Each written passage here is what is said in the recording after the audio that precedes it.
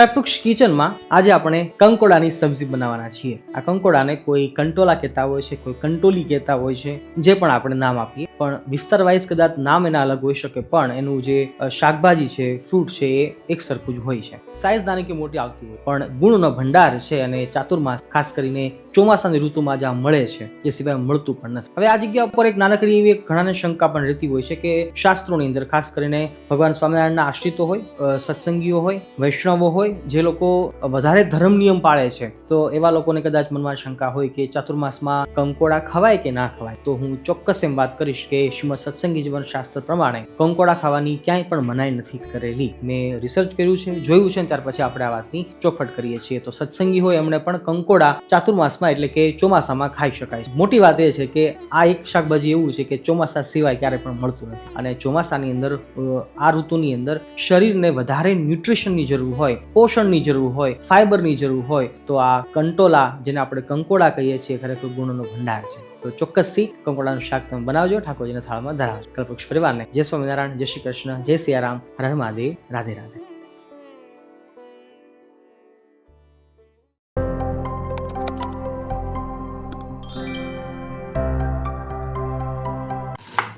કંકોડાને સમારવાને એ પણ થોડુંક ધ્યાન આપવું પડે એવું છે.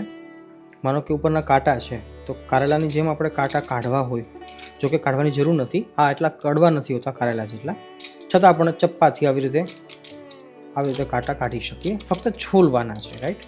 અમે તો જો કે સાચું કહું તો કાંટા છોલતા પણ નથી, સીધું ડાયરેક્ટ સબ્જી બનાવતા હોય છે કંઈક આવી રીતે. પણ કટિંગ કરતી વખતે ખાસ જોવાનું કે ઉપરથી બે ફાડા કરી અને પછી એને નોર્મલ પતલી એની પટ્ટી કરવાની છે, જેથી એ ઝડપથી પાકી જાય. વધારે બીજવાળા હોય તો બીજ એના કાઢી નાખવાના, જો એ ઘરડું થઈ ગયું હોય તો.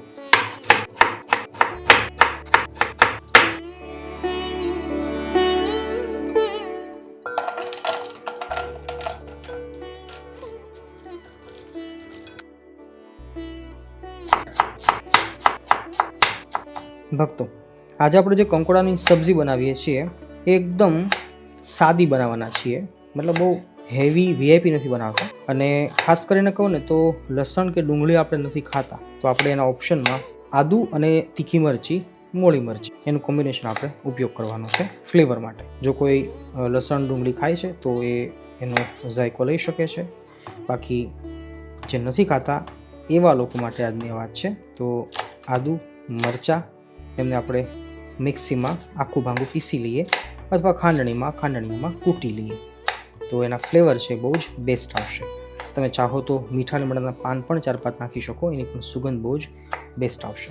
આદુ મરચાં જોડે નાખીએ છીએ કડી પત્તા, થોડાક નાખીએ છીએ ધનિયાના ડંઠલ, કારણ કે આપણે વઘારમાં નાખવાનું છે. આ 3 મુઠ્ઠી મેં સિંગદાણા લીધા છે, અને 2 ટીપા તેલની અંદર એને થોડાક શેકી લઈએ.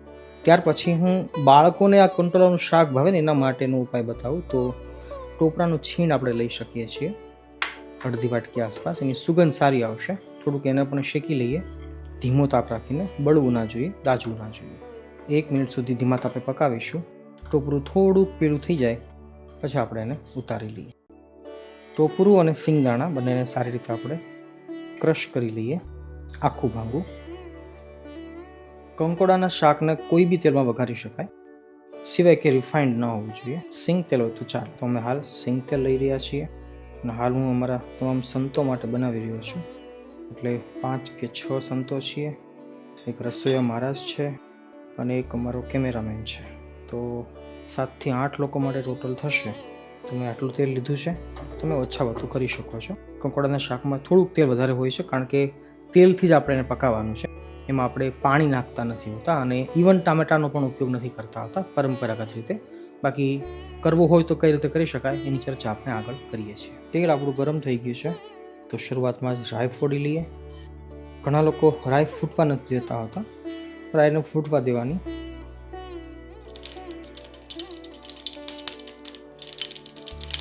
રાઈ સરસ ફૂટી ગયા પછી નાખીએ છીએ જીરું. ગેસની ફ્લેમને ધીમી રાખવાની અહીંયા, એટલે બળી ના જાય. મારા ફેવરેટ થોડાક તલ નાખું છું, અને આ હું ટ્રાય કરું છું આ વખતે જાવંત્રીના ફૂલ, કારણ કે જાવંત્રીની સુગંધ છે બહુ સારી હોય છે. અને ત્યારબાદ નાખીએ છીએ લીલું મરચું અને આદુની પેસ્ટ.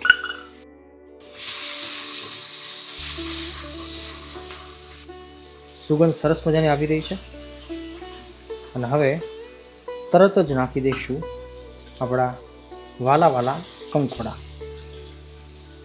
સાચું કહું તો અમે નાના હતા ત્યારે કંકોડાનું શાક અમને જરાય ભાવતું નહોતું. પણ જેમ જેમ ઉંમર વધે છે એમ એમ મેચ્યોરિટી ડેવલપ થતી હોય છે. અને પછી આપણને શું ભાવે છે, જીભને શેનો સ્વાદ ગમે છે એ મહત્ત્વ નથી રહેતું, પણ શરીર માટે શું સારું હોય છે એ વધારે મહત્ત્વનું આપણને સમજાતું હોય છે. અને આઈ થિંક 32 યર્સ મારા પૂરા થયા હમણાં, અને હવે 33 વર્ષની શરૂઆત થઈ છે.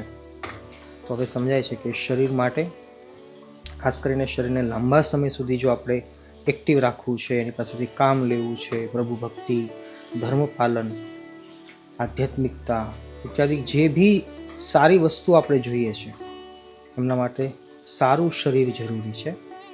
અને એટલા માટે હવે કદાચ કડવી વસ્તુ હોય તો એ આપણને ભાવે છે, ફાવે છે, મીઠી લાગે છે. કડવા કારેલા હોય કે તુરા કંકોડા હોય, પણ એ આપણને હવે ગમવા માંડતા હોય છે. તો મારો અનુભવ છે, મેં તમારી સાથે શેર કર્યો. તમને કારેલા કે કંકોડા ભાવે છે કે નહીં એ તમે કોમેન્ટમાં ચોક્કસ લખજો. કારેલાની સબ્જી આપણે અનેક પ્રકારની શેર કરી છે આપણે આ ચેનલ ઉપર, તમે સર્ચ કરી શકો છો. ભરેલા કારેલા છે, કારેલાની કટકીની સબ્જી છે, કારેલાના ભજીયા પણ આપણે સરસ બનાવેલા છે. તો તમે પણ કારેલાનો ઉપયોગ કરજો. ચોમાસામાં કારેલા કંકોડા બધું ખવાય તો એ બહુ જ શરીર માટે સારું છે.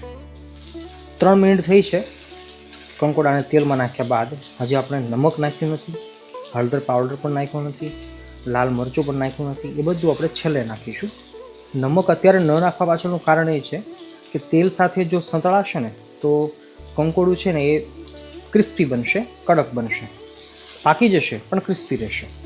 નમક નાખીશું તો પાણી છૂટશે. ને નમક છે ને એ જલ્દી પકાવવા માટે ઉપયોગી તો છે, પણ કોઈ પણ વસ્તુને પોચી કરી નાખે છે, નરમ કરી નાખે છે. એટલે નમક કંકોડામાં પહેલાં નંખાતું નથી હોતું. બાકી કંકોડાની સંખ્યા છે ઘટી જશે, જેમ પાકશે ને એમ ઓછા થઈ જશે. તો નમક પહેલાં નાખીશું તો ખારું થવાની શક્યતા પણ વધારે રહેશે. એટલે અમે પાછળથી નાખતા હોઈએ છીએ. તમે તમારી રીતે જોઈ લેજો. 5 મિનિટ સુધી આપણે એમને ખુલ્લું પકાવીએ, જેનાથી કંકોડાની અંદરનો ભેજ છે એ બળી જશે. અને પછી આપણે એને ફરીવાર 5 મિનિટ સુધી ઢાંકીને કવર કરીને આપણે પકાવીએ. 10થી 12 મિનિટમાં કંકોડાની સબ્જી બનીને તૈયાર થઈ જતી હોય છે. પણ મેક શ્યોર કરજો ગેસની ફ્લેમને ધીમી રાખવાની છે, નહીંતર પ્રોબ્લેમ એ આવશે કે ગેસની ફ્લેમ ફાસ્ટ હશે તો શાક દાઝવાની શક્યતા વધારે રહેશે. તેલ આપણે આમાં આજે થોડુંક ઓછું લીધું છે, તમે થોડું વધારે પણ લઈ શકો છો. પાણી નથી એટલે ધીમા તાપે તેલ સાથે આપણે એને પકાવવાનું છે. ગણેશ્યામ મહારાજની જય.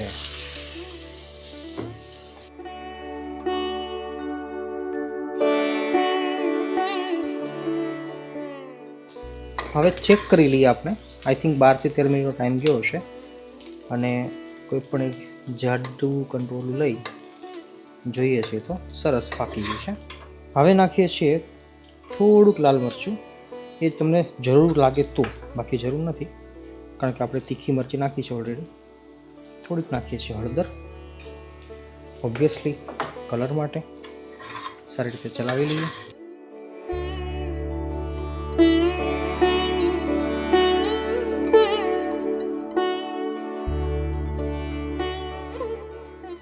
ગેસની ફ્લેમ આપણે ધીમી રાખી છે. અને હવે નાખીએ છીએ આપણો સિંગદાણાનો અને ટોપરાનો ભૂકો.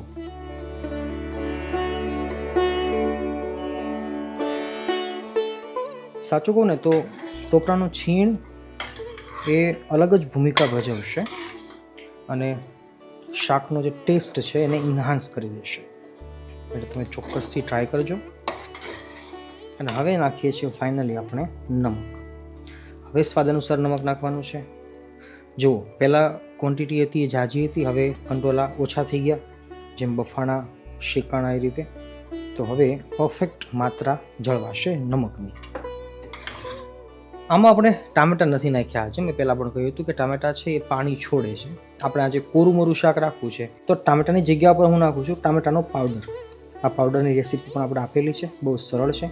જ્યારે સસ્તા ટામેટાં હોય ત્યારે આપણે બનાવી શકીએ અને પછી આવી રીતે ગમે ત્યારે યુઝ કરી શકતા હોઈએ છીએ. અને ટામેટાની ફ્લેવર છે આપણને ચોક્કસથી આમાં મળી જતી હોય છે, તો તમે પણ ચોક્કસ બનાવજો. એ ઉપરાંત આ છે અમારો કડી પત્તા પોળી પાવડર. આનાથી પણ દરેક વસ્તુ છે એ એનો સ્વાદ ઇન્હાન્સ થતો હોય છે. ખાસ કરીને મીઠા લીમડાના પાનનો પાવડર છે એ પણ તમે બનાવજો. તમને નીચે ડિસ્ક્રિપ્શનમાં લિંક મળી જશે. તો એ છે. અને લાસ્ટમાં નાખીએ છીએ લીંબુ. ગેસની ફ્લેમને હું બંધ કરી દઉં છું અને હવે નાખીએ છીએ લીંબુ. લીંબુ થોડુંક એક્સ્ટ્રા રાખવાનું છે તો ટેસ્ટ છે એ બેસ્ટ આવશે. હું આખું લીંબુ નાખું છું. છેલ્લે નાખીએ છીએ મારા ફેવરિટ ધનિયા પત્તીનું કટિંગ અને સારી રીતે ચલાવી લઈએ. ઠાકોરજીને થાળ ધરાવી દઈએ. ગળ પણ અમે નાખતા નથી, તમે ચાહો તો નાખી શકો છો, બાકી જરૂર નથી. અને છેલ્લી આપણી શરત પ્રમાણે જે કંઈ ઘરમાં બનાવો એ ભગવાનને થાળ જરૂર ધરાવજો, પછી જમવામાં ઉપયોગ કરજો. લો, આપણું આ કોરું મોરું સરસ મજાનું લાગે ને કે ફ્રાય કર્યું હશે, પણ આ ફ્રાય કર્યા વગરનું જ કંકોડાનું શાક છે. તમે પણ આ રીતે ચોક્કસથી બનાવી ટ્રાય કરજો. નેક્સ્ટ ટાઈમ આપણે બનાવીશું ત્યારે આપણે ભીનું શાક બનાવીશું, ભીની સબ્જી બનાવીશું કંકોડાની. પણ આ વખતે આ પહેલી વાર બનાવીએ છીએ તો કોરી સબ્જી બનાવી છે. ચાલો મળીએ છીએ ફરીવાર નવી એક રેસીપી સાથે.